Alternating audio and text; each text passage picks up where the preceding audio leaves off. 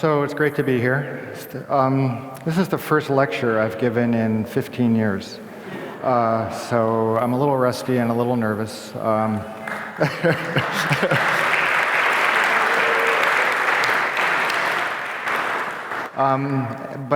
you know, I have to hand it to Neil with his persistence to get me out here.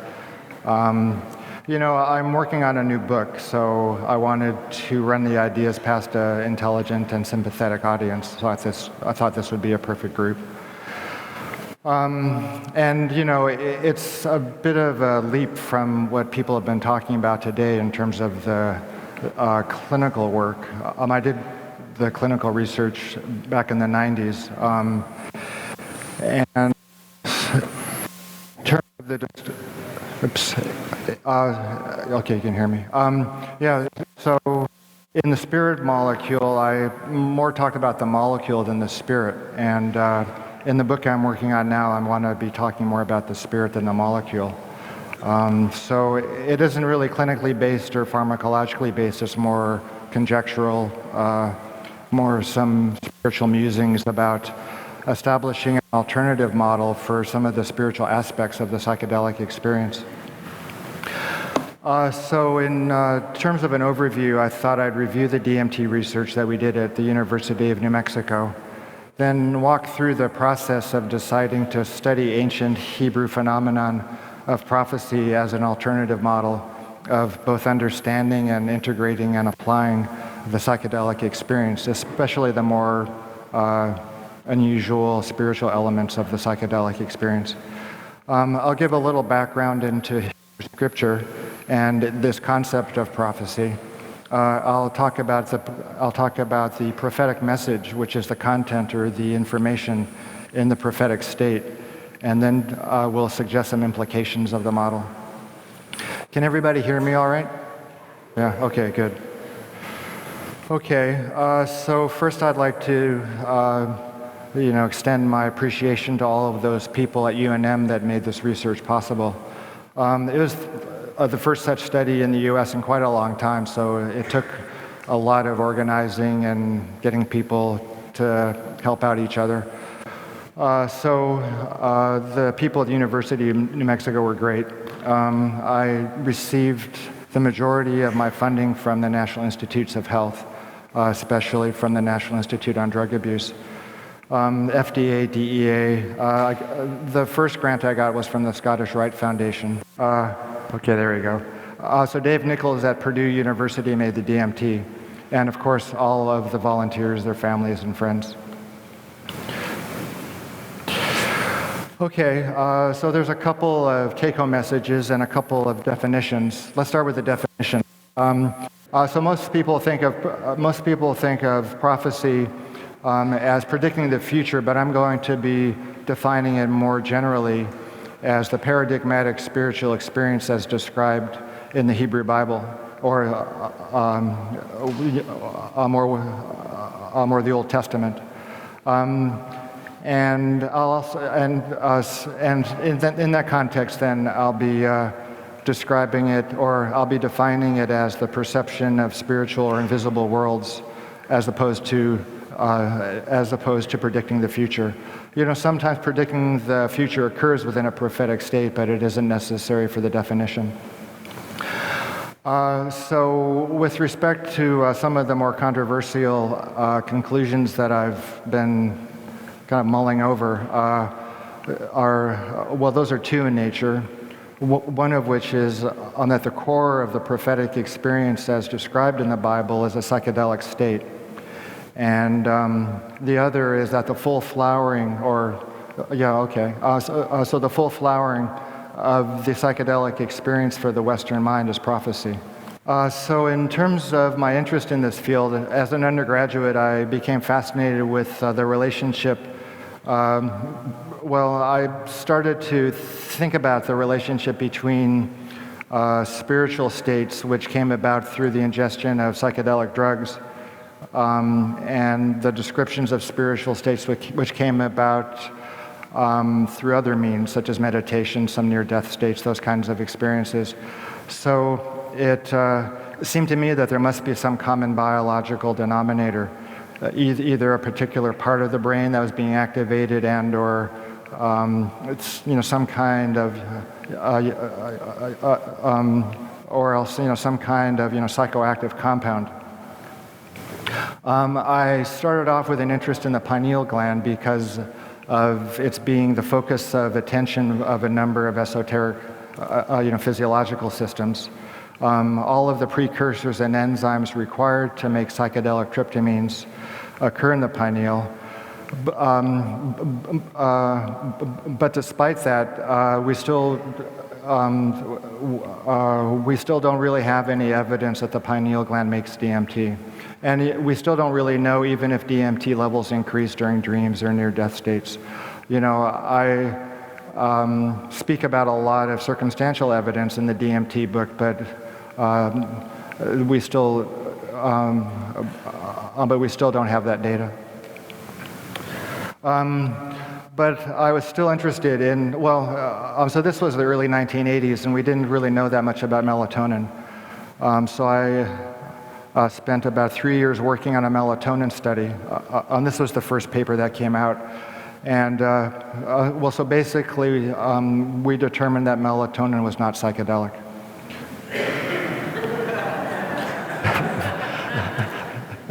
And so I switched focus.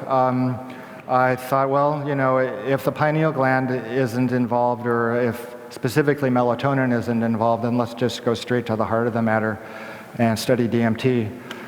So let's see, DMT is a chemical cousin of serotonin. It's also closely related to melatonin. It is made in the body, in other words, it's endogenous.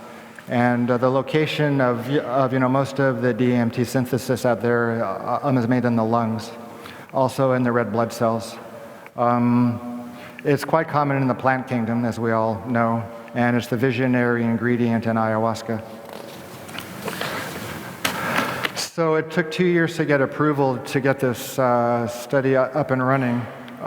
There were safety concerns, and I had anticipated those.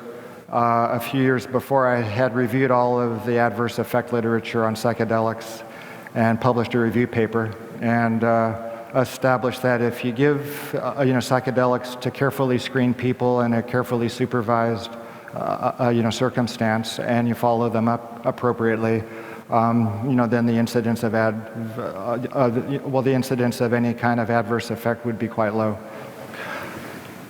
Also, there is a bureaucratic jungle that I had to kind of hack my way through with administrative and a paperwork machete. And so this is a description of the process about how we got approval. I like to joke about this paper as the "what if I'm hit by a bus" paper, before anybody else can get any kind of research off the ground. So I was thinking it was important, to describe sort of step by step the FDA process, the DEA process, the local pharmacy process, all those things. So we approached the study from a psychopharmacological model, and more specifically, it was a dose-response model. So we gave small doses, medium doses, and large doses to a group of experienced hallucinogen users who were otherwise healthy, or especially healthy, as it were. So we gave quite a few doses to about 60 volunteers, around 400 doses total, spread out over the space of about 5 years. The endpoints that we were interested in looking at were serotonin related, all kinds of biological effects. In terms of the subjective effects, so we gathered those with a clinical interview, just speaking to the volunteers after they came down. And also I developed a paper and pencil rating scale, which was based on Buddhist psychological principles. So that is a paper that I wrote as a medical student, actually. Came out in 1980. It's interesting, the typo, medication as opposed to meditation, but this was 1980, so even meditation was, wasn't that much on the radar, within the context of psychiatry. So in terms of how we supervised the sessions, it was kind of a combination of a psychoanalytic approach and a Zen Buddhist, just quietly sitting approach. So the bottom line was that we just, sat quietly and were quite attentive to everything that was going on in the volunteer and in the room. So this is an article that came out in the journal Tricycle a few years back, which discussed the relationship between Buddhism and psychedelics, and it, specifically, focused on the interaction of, supervising sessions. So we got quite a few biological results, quite a few subjective, data results. All of the serotonin-related endpoints that we were anticipating would increased. This is the first paper describing all the endocrine and autonomic responses to graded doses of DMT. This came out in 1994, even though we finished the study at the end of 1991. And these are the psychological results. And also an interesting study that we did is to give people a number of doses of DMT closely spaced over the course of a morning.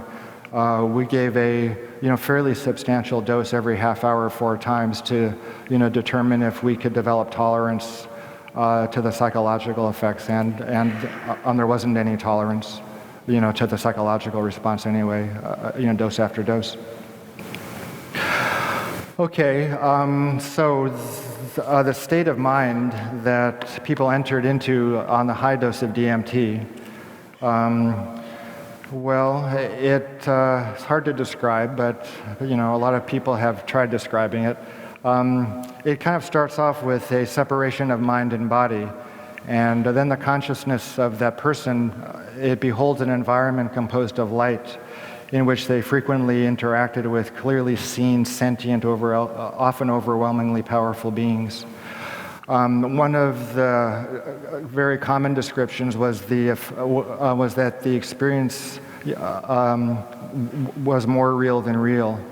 It was also strangely familiar after the initial shock was over, an interesting, kind of quality to the effect. Classical near-death and the Buddhist Enlightenment sort of experiences, which I expected would be relatively common, were actually quite rare. Just perhaps 2 people or 3 at the most. And so it was hard to get a grip on these stories, especially because they were counter to my expectations. I was expecting a unitive kind of mystical kind of white light experience. Or going through the tunnel, seeing ancestors, and then ending up, merging with some kind of Godhead figure. But instead, it was quite interactive, dynamic. The ego was maintained. Observational powers were maintained. So I went back to the drawing board after the study wrapped up in 1995. So there's a couple of approaches to this is your brain on drugs model of DMT. So one of them is what I guess would be called the neurotheology model, which is gaining some traction, and so that proposes that the brain generates these phenomena. The other might be what you could call a kind of theoneurology approach, more bottom down. I mean more top up. I mean more top down. In other words. As a result of the brain changes that occur with DMT, the receiving characteristics of the brain change, and it's now able to perceive things that are external but are invisible, most of the time. And you can think about, where that could reside: dark matter, parallel universes, multiverses, those kinds of things. So, one of the advantages of the top-down model is it could be possible one day to photograph people's DMT experiences if they're occurring out there. Some combination of brain scan technology and contemporary quantum physics kinds of machines, which would be a very interesting time when that happens. In either case, the scientific models focus primarily on the mechanisms of action, as opposed to understanding the experience as personal or cultural meanings and their applicability and integration. The other models, which describe the nature of invisible worlds, are the spiritual models. And also the spiritual models address more directly the meaning and the integration of these experiences. Are you guys with me so far, pretty much? Yeah, okay, good. Might sound simple. Yeah, it's taken me a long time to get this wrapped down, I'll tell you. It's it's a stretch, to extend myself beyond all the brain chemistry and, pharmacology stuff. And I have no training in theology or philosophy or Bible studies or anything. I just, stopped being a Buddhist after my community gave me the boot when I was talking about DMT and Buddhist practice. So I thought, I'll just read the Bible. That's where I used to hang out. So after a while, the concept of Old Testament prophecy, began, to present itself, and it seemed like a rich, vein to start to mine. So in terms of candidate spiritual systems or religions, so they also are concerned with the nature of spiritual or the invisible worlds, and also how to apply that information within the individual and between people. So this is a quote, or kind of a paraphrase of Spinoza's distinction between superstition and a more adult, kind of true religion. One of them is the result of intellectual and meditative inquiry, and the other kind of mostly plays on people's hopes and fears. So Spinoza often described things in kind of a tongue-in-cheek manner, but I think his distinction between superstition, which a lot of people kind of hoist up as the straw man to battle against when it comes to the the war between science and religion. I don't think they're actually speaking about what Spinoza would refer to as a true religion. So the two contemporary spiritual models which have been used in understanding the psychedelic experience are the Buddhist model, and increasingly so over the last 10 years or so is the Latin American shamanic model. So Buddhism and the psychedelic drugs appeared almost at the same time on the Western scene in the late 50s, early 60s. And it's clearly relevant if you look at how many people entered on the path of Buddhist meditation as a result of their psychedelic experiences, and that continues to be the case. In our study, though, the DMT response wasn't really typical of the Buddhist enlightenment experience as I had studied it and learned it within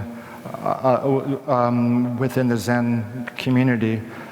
And it actually, could be the case that other compounds which are made endogenously are, more typically involved in those kinds of unitive experiences, such as 5-methoxy-DMT, which more typically, gives you an experience of the white light. Also, another shortcoming of the Buddhist model is their conviction that these experiences are the perceptions of the mind, as opposed to being perceptions of the external world or an external reality. which is freestanding and independent of the mind. And also another drawback is that most of us aren't Eastern, so it's a whole different, mindset and culture and psychology. So the other model, which is increasingly, popular in terms of understanding and applying the psychedelic state, is that of Latin American shamanism. Its strengths are that it does account for the freestanding nature of the other worlds. It emphasizes spirits, though, rather than God most of the time, which, for many, Westerners could be a problem. Also, in the case of Buddhism as well, we don't really, come from that culture. And also, there's quite a few ethical and, moral shortcomings within shamanism, which everybody knows about. Or, contemporary shamanism, anyway. I have a joke. Terrence used to talk about shamans, but I won't share it. It's a bit off color. Okay, well, no, I won't. Afterwards, I will. Or, I'm like, once I'm down on the floor. Okay, well, so as an alternative, I started looking into the Bible and, Judaism. So what is the Bible? It's 24 books in Hebrew. There's a small amount of Aramaic, but the vast majority has been written in Hebrew. It's composed of three main parts. The first part's the Torah, which contains it contains the books of Exodus and of Genesis, Leviticus, those books. And the next section is called the Prophets, which contains the books of Ezekiel, Jeremiah, and Isaiah. And also, so the final section is called the Writings, and it contains the Psalms and the wisdom literature such as Job and Proverbs and Ecclesiastes. So the compilation of the Bible was finalized in around the 2nd century CE. So an extremely curious element of the Bible is that the Hebrew isn't punctuated and it isn't vowelized either. So that clearly opens the interpretation of the text to a huge amount of variability. So the punctuation and the vowels weren't added until the 10th century. So the contents of the Bible, obviously, is a huge book, and and its influence extends everywhere. Some of the more salient concepts which it describes are the nature and the activities of God. It also has a specific version of creation, and also it contains a huge amount of what is often called the law. But I think it is more accurate to define that as ethical and moral instructions or charges. In other words, a manifestation of the content of the psychedelic or the prophetic experience as being applied and integrated within a everyday kind of life experience. In other words, it's the manifestation of the content of the prophetic state into a kind of practical form. So there are certain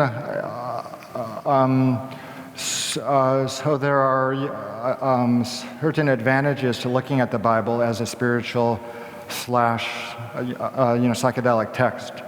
It describes a highly dynamic interactional relationship between humans and external spiritual forces. And so that was quite consistent with the reports of our DMT volunteers. It's got an ethical framework built in. It's tremendously popular. It serves as the original sacred text for 1/2 of the world's population, the Muslims and the Christians and the Jews. And its concepts and its vocabulary, its concept of God, its concept of law, of wisdom, of interpersonal relationships. All of those completely are infused into our culture and our minds and our literature and our science. And it has tremendous power. I mean, look at this building. I mean, this building would not exist if it weren't for the Hebrew Bible. So, one of the complaints about the Bible is that it's been misused and terrible people have done terrible things with it. But on the other hand, our ignorance of it permits those people who have less than scrupulous interpretations and applications of that power, to kind of interpret it for us or for the larger community. So there are a number of resistances to looking at the study of the Bible as a spiritual or psychedelic text. One of those is that familiarity breeds contempt. But the vast majority of us, have not, become especially, familiar with the Bible. Like how many of you have actually, looked at the Bible in the last 5 or 10 years? So about 10 people. As compared to reading Tricycle or Shaman's Drum or Enlightenment or those things. So that's, it's under our nose, but on the other hand, it just seems completely foreign. Some people think it's an evil book because of how it's been used, but, other people can use it, people who've got a psychedelic mindset. A extremely common complaint is it makes no sense. And I have to admit, when I first opened it up, it just made no sense. Or even as an adult opening it up, again, it made no sense. But there are a small number of medieval Hebrew Jewish commentators on the Bible.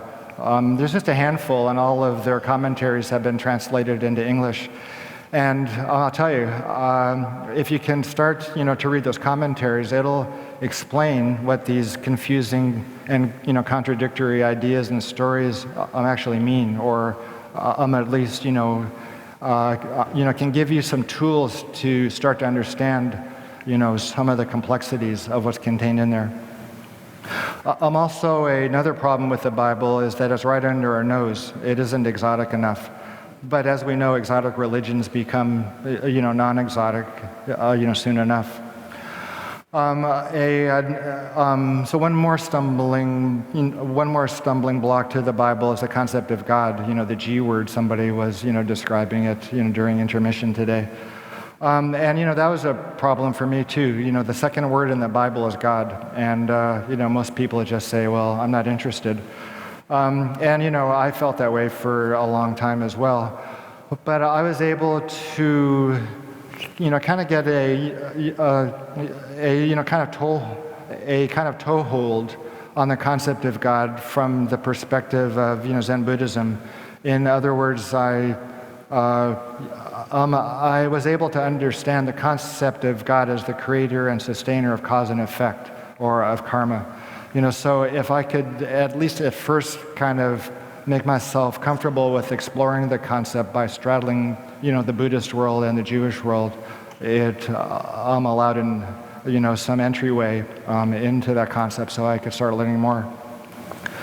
And ultimately, you'll come to the point of, or I suppose one can come to the point of understanding God as the most subtle and abstract of all concepts, as opposed to the stupidest or most barbaric. So, and it's also the goal of all sciences too. I mean, if you think about it, biology, pharmacology, physics, math. Ultimately, what these people are interested in is, the God particle, or the God moment, or the God, the God gene, or the God, part of the brain. So it's, I think, unconsciously, that's what everybody is, kind of searching for ultimately, especially with respect, to theoretical science. So there's two ways to know God. I'm going to be speaking about God, I'm sorry, but I've just got to. If you're going to be talking about Old Testament prophecy, you have to speak about God, so, bear with me. So there's two ways to know about God if you consider, the medieval Jewish commentators. So one is through the study of, the natural world, science, and the other is through prophecy.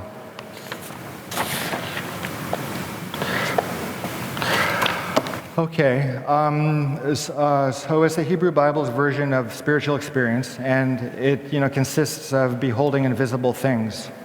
And if you define it in those kinds of terms, it extends beyond simply the classical prophets like Ezekiel and Jeremiah. It extends to anyone in the Bible who's experiencing the perception of invisible things. And in a prophetic state, one beholds and communicates with God and angels. You receive a message, and then you relate it to the community. So it occurs within a prophetic state of consciousness. It's extremely visual, extremely auditory. There's the spoken word, all kinds of visions, extremely psychedelic visions. If you read the first chapter of the book of Ezekiel, it's totally florid psychedelic stuff. There's extremely powerful emotions: anxiety, fear, joy, strength, those kinds of things. There's physical symptoms of agitation, internal pressure, falling to the ground. But at the same time, and kind of like DMT, once the initial shock is over, it almost takes on the nature of ordinary discourse. Conversations, question and ask, questions and answers, those kinds of things. So there's dissociation of the mind and body. There's flying through space. And it's also interactive and it's relational. Also, it's an extremely common hallmark is the description of it being more real than real. So there's no question at all in the mind of the person experiencing the state of prophecy that it is the perception of an external, ongoing, parallel level of reality. So in all of these ways, it comports, fairly well with the DMT effect.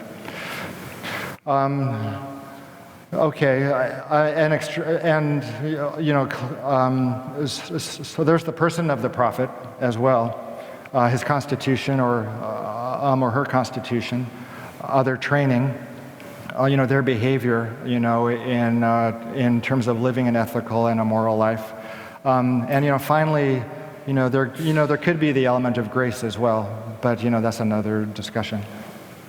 So the Hebrew Bible is a prophetic text. That's one of the points I would like to make. It either records prophetic experience, and/or it's written, by people in a prophetic state. There's some interest about descriptions in the Bible of psychedelic plants. But if you take into account the nature of naturally occurring, psychedelic compounds, which are made in the body, you can dispense, with having to look, for external agents, to put individuals into a psychedelic state. So one of the drawbacks, of the model, especially with respect to DMT, is the predominance of auditory, kinds of occurrences in the prophetic state. The spoken word is very important, and the spoken word, even though it occurs here and there with DMT, isn't that common. So it could be that DMT is only one of many naturally occurring, naturally produced compounds in the body responsible for that state. There could be other compounds which have got a more predominant auditory effect.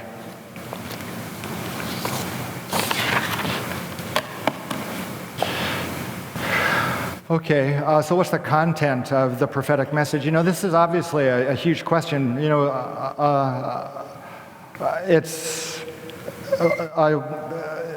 Let's see.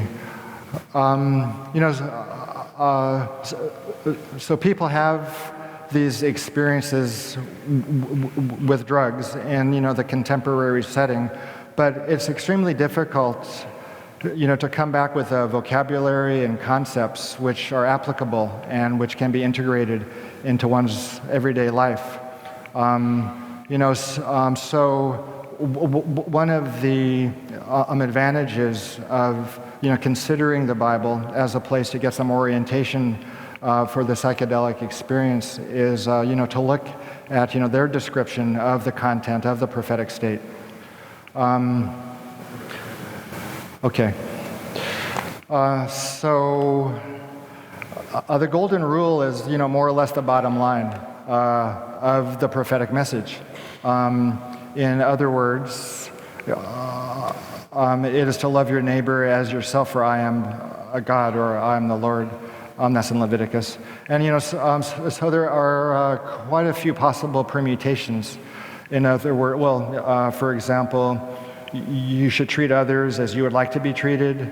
You should treat yourself as well as you treat others. You shouldn't treat yourself as you wouldn't want others to treat you. You shouldn't treat others as you wouldn't want to be treated.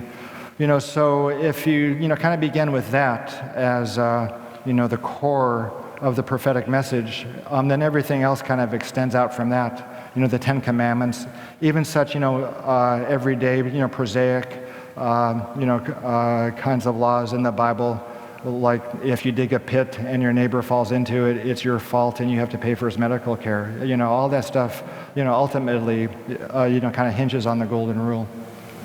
And the message is,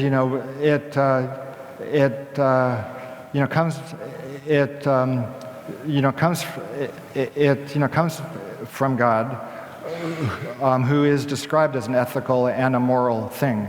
So the ethical and the moral content is kind of built in to the source of the prophetic message. So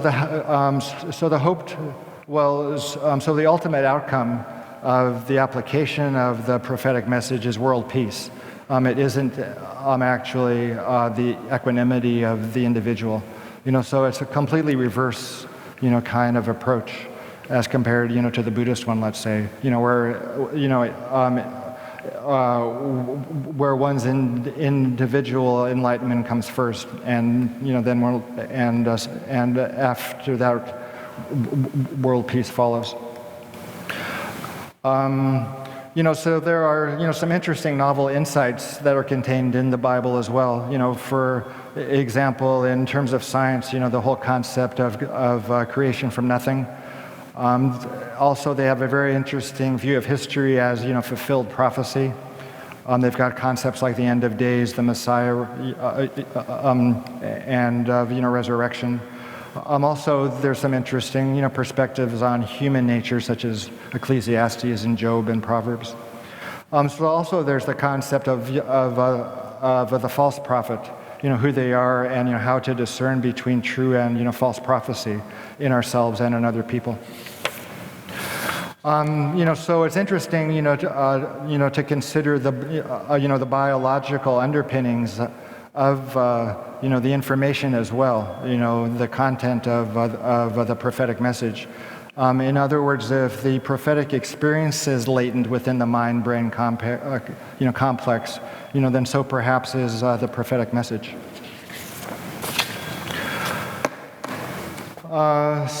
So a couple of implications are, so these kind of harken back, to some of the original take-home messages. If the core of the prophetic experience is, psychedelic in nature, then those who study the Hebrew Bible and are interested in entering the state of mind out of which the text emerged, it would be worth considering the judicious use of psychedelics. And the other implication of another one of the overview, points that I made, in other words, that the full flowering of the psychedelic experience of the Western mind as prophecy is that, for contemporary psychedelicists who lack a cogent vocabulary or conceptual or ethical framework by which to understand and apply the psychedelic experience, it's worth considering the Hebrew Bible as a spiritual text. Okay, so that's mostly what I wanted to try and get across today. Thank you very much.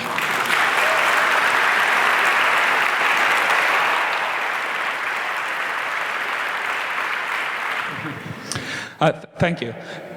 You drew a distinction from your results of your DMT studies. You reported that DMT rarely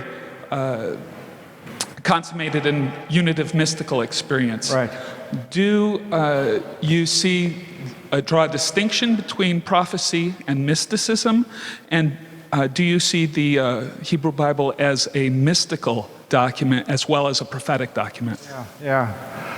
Well, those are both good questions. Yeah, and I spent some time discussing them in my current book.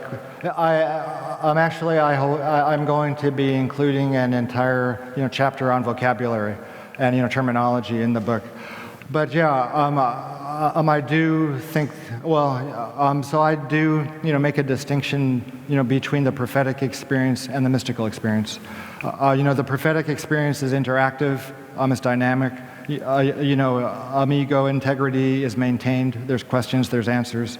And the mystical experience is, more the unitive, ego-dissolving, white light, kind of experience. And the question about do I, consider the Bible as a mystical text? Well, that's, kind of the Kabbalistic viewpoint. But I'm only going to be sticking, to the Bible. I'm, not going to be talking about Midrash or Talmud or Kabbalah in my book, because it's just a vast literature, and I just don't have the time or the skill or the energy, to tackle it. So I'll just be taking on the Bible, which is just 24 books, and the commentaries. So they also make a distinction, between the mystical state and the prophetic state. The mystical state is kind of a late development in Judaism, as opposed to the more kind of literal understanding of the text. Your microphone. Thank you. Hi, I've had the opportunity to ask two different shamans about their relationship to DMT, specifically when it's smoked. And one said, don't ever do it. It opens you up to adverse spirits that may or may not want to harm you. And the other one said, I love it, isn't it great? It's the best thing ever. And I'm just wondering where you stand on safety for the layperson. Okay. Are you asking if I think people should smoke DMT? Yes. And are you asking where to get some? That's not the issue. Yeah, those are the two most common questions I'm faced with. Where can I get some and should I do it? Or vice versa. Well, I don't encourage anybody, to take drugs, first of all. And, second of all, there's a lot of people interested in taking drugs, increasing number of people interested in taking DMT. So I think you just ought to educate yourself and prepare yourself, get your intent together, get yourself together as best as you can, if you're going to be using it. I think, somebody's saying it's the worst thing ever, don't do it. You have to kind of wonder about their motivations for giving, that kind of answer. Are they interested in you paying them a bunch of money to drink ayahuasca down in Peru, or, what exactly? So, in our study, people did fine. I screened them carefully. We supervised their, supervised their experiences very closely. Some people had, some rough spots in their experiences, but there was nobody harmed, and almost everybody really was glad to have participated. So within the context of our work, if you really mind your P's and Q's, the drug can be given safely. Other questions? Hello? Question. Thank you. You mentioned that there is an initial shock and that also there is an experience of peace later on. Do you also find that contact with God is associated with violence or uncontrolled rage sometimes? I couldn't quite hear all that question. I'm sorry. Could you repeat it and maybe speak a little bit louder? Is contact with God based on the Hebrew Bible associated with violence or uncontrolled rage on the part of the perceiver. What do you mean in our volunteers? Or in general? On DMT or? Yeah, I'm not sure. I get your. Well, if you're asking, if the concept of God, as people are experiencing it, is as a violent, angry God, most of our DMT volunteers were not Jewish or Christian, or Muslim. They were pagans or Buddhists or nature, religious, kind of adherents. So the ones that had an experience which they described later on as God-like, it was very beatific, very nurturing, very loving. One of our volunteers encountered an extremely angry, kind of warrior, princess type. But that was actually the only person who encountered like a extremely, fears, inducing, kind of spiritual entity. Okay, sir. So, pardon my voice. I just remember that I'm losing it.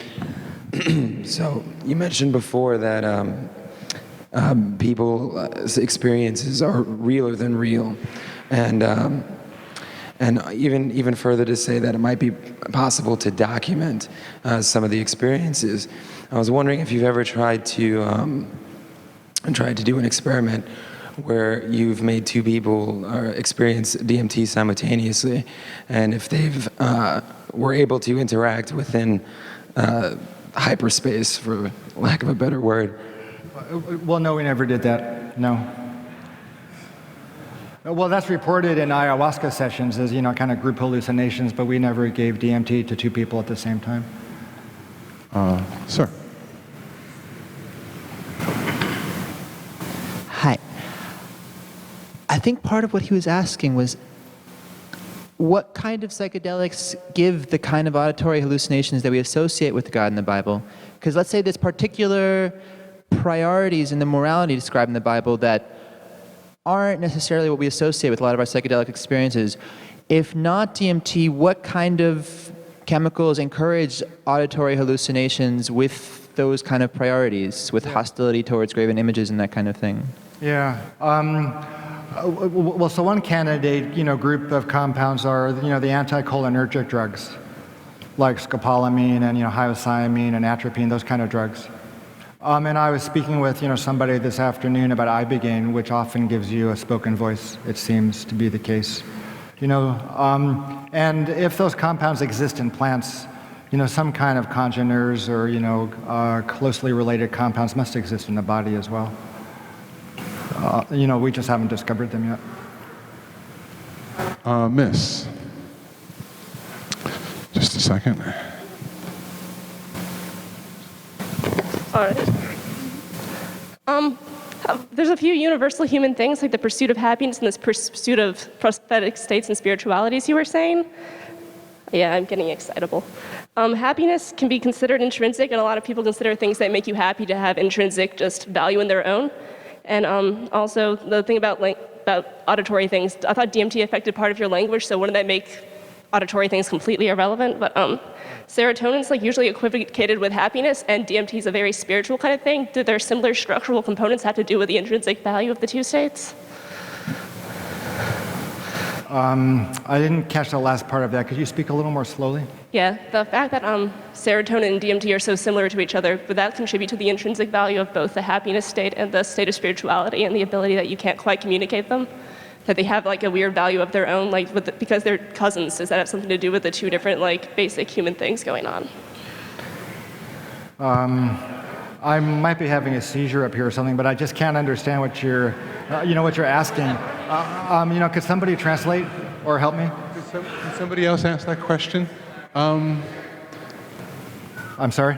She wants to know the chemical similarities similarity of DMT and serotonin versus the effect similarity? Okay. That's a good question. Well, yeah. Well, in terms of the pharmacology, DMT activates a number of different serotonin receptor subtypes. They're quite closely related from the point of view of functional pharmacology. If you give an individual, if you give an individual serotonin, it really it doesn't actually exert much in terms of acute effects on mood. Well, one of the interesting elements of our DMT results was that it increased concentrations of a hormone which is called vasopressin, and that's quite close to oxytocin, which are the two hormones which seem quite which are quite important for social bonding experiences. So it could be the case that some of the pro-social responses to ayahuasca and other psychedelic drugs could be related to the release of those hormones. I think we have time for one last question, and I actually promised this gentleman over here, if you'll excuse me. Thank you. Thanks, Neil. Yeah. It seems to me that you're cherry picking out of the Old Testament. So I'm curious how you reconcile or square an alliance with prophecy or a prophetic experience with a God who is wrathful, vengeful, jealous, and advocates genocide. Well, I'm sure I'm going to get asked that a lot. So here goes. Well, if you look at the Hebrew concept of God as acting through nature too, there's earthquakes, and there's death, and there's fires, and there's infectious diseases, and there's wars. And if you look at those things as ordained or controlled or kind of regulated by God, you can then kind of make the leap and say God is wrathful or vengeful. And also there's cause and effect. Certain things happen as a result of your actions. So the Canaanites are the ones who were ordered to be exterminated by the Hebrews when they entered Canaan. And God knows what the Canaanites were doing. They could have been, much worse, than the Nazis, or they could have been doing human sacrifice. Well, that's what I'm saying. Who knows? So I think we have to put that on the back burner and just. Let's call it a night. Thank you. Yes.